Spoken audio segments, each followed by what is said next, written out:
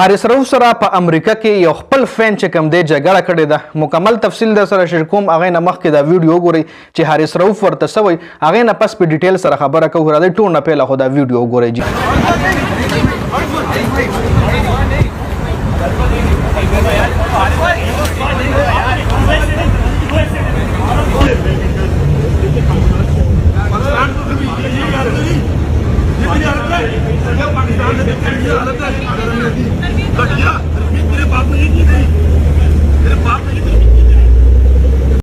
हाँ मलगुरो तासु वीडियो कता چې حارث رؤوف ول وای چې تیرے باپ نے تجھے یہ سکھایا ہے مطلب دا تمیز تعالی پلار وای تعالی مور پلار دا تمیز خولې دي.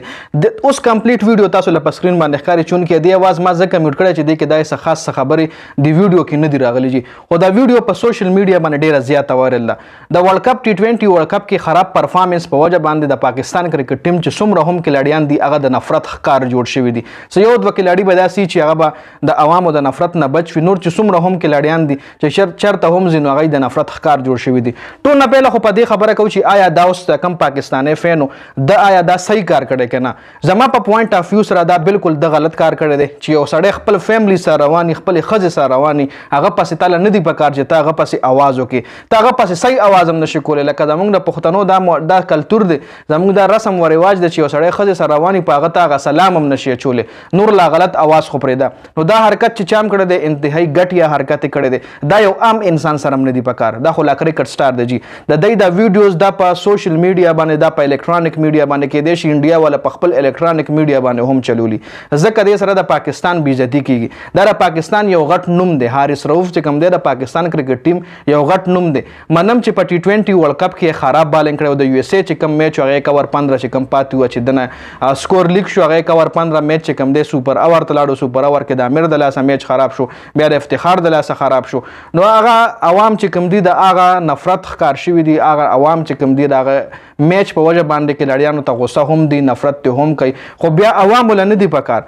دا پښتون نو جي دا چې دا چا حرکت کړی دا پښتون نو ځکه دې کې دغلته د ویډیو کې د پښتو یوه خبره هم نه ده راغلې. دا څوک پنجابي یا وټ ایور څوک هم خو اټلیسټ پښتون نو پښتون به هېڅ کله هم چا پسې اواز ونه کړي. او بیا سپیشلی چې هغه سره خپله ښځه روانوي.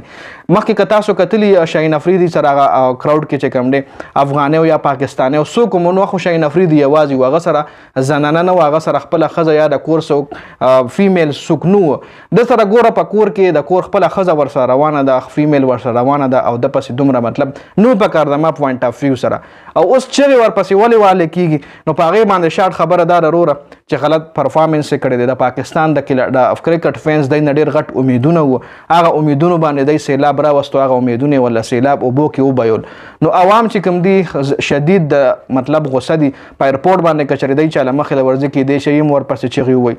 صرف فخر زمان به داسې دوه درې نور کلاډیان به داسې چې به د نفرت ښکار نه نور څومره هم کلاډیان دی پسې تر اوسه پورې ښه کړي تنقید شوی دی. چا افتخار له پکار دي چې ځان د عوامو نه لرې ساتي. اعظم خان له پکار دي چې ځان د عوامو نه فی الحال لرې ساتي. اماد وسیم له پکار دي چې ځان د عوامو نه لرې ساتي. او حارث رؤوف خو دا غوره دا سټریټیجي ورسره شوه. پاکستان کې هم دا پوسیبل کېدی شي چې په امریکا غوندې ملک کې دی پسې داسې چغې والی کېږي نو پاکستان کې هم والی کېدی شي.